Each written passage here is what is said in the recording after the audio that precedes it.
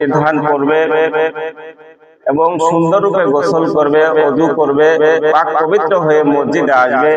আর রাসূল বলেছেন ওই ব্যক্তি প্রত্যেক কদমে 10টি করে নেকি লিখে দেয়।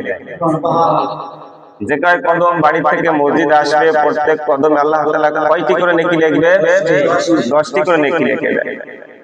রাসূল সাল্লাল্লাহু আলাইহি ওয়াসাল্লাম আরো বলেছেন আজকের দিনে যে ব্যক্তি সুন্দর পরিষ্কার হয়ে আসবে এবং যে সর্বপ্রথম মসজিদে আসবে, তখন সর্বপ্রথম মসজিদে আসলো এবং সর্বশেষ মসজিদ থেকে ত্যাগ করলো, আমার রাসূল বলেছেন ওই ব্যক্তির আমল নামায় এক এক কদমে 100 বছরের নফল ইবাদত লিখে দেয়। কয় বছরের? 100 বছরের এক কদমে লিখে দেয়। সাহাবারা জিজ্ঞাসা করলেন, ইয়া রাসূলুল্লাহ, ইয়া হাবিবাল্লাহ, ওই ব্যক্তির বাড়ি যদি মসজিদ থেকে 50 কদম হয়, রাসূল বললেন 50 বছরের নফল ইবাদতের সব লিখে দিবেন।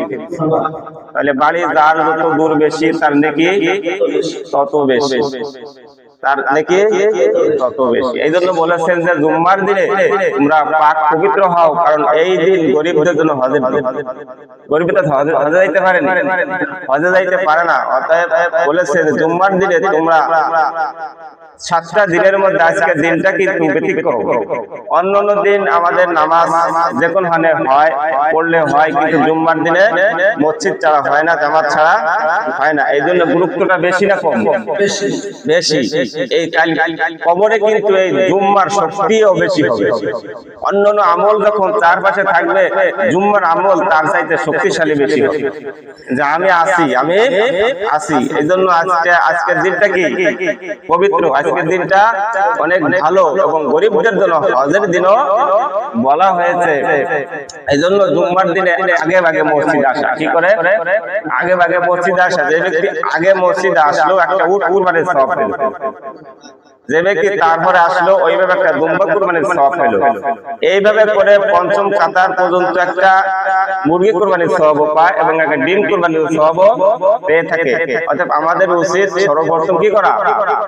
জুম্মার দিনে পাক পবিত্র হওয়া। 1 নম্বরে কি হওয়া? পাক পবিত্র হওয়া। আত-তাহুরু শাতরুল ঈমান, পরিষ্কার পরিচ্ছন্নতা কিন্তু ঈমানের অঙ্গ।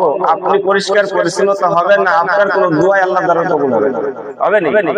পরিষ্কার পরিচ্ছন্ন থাকবেন, দেখবেন দুনিয়ার মানুষ আপনাকে ভালোবাসবে।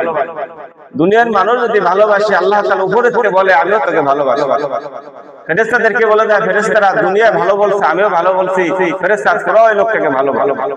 আল্লাহ যে ব্যক্তিকে ভালো বলে তার আর কোনো সমস্যা আছে? আমরা আল্লাহর কাছে ভালো হইতে চাই কি চাই না? সকলেই চাই। এই যে আমরা একবার আলহামদুলিল্লাহ বললাম,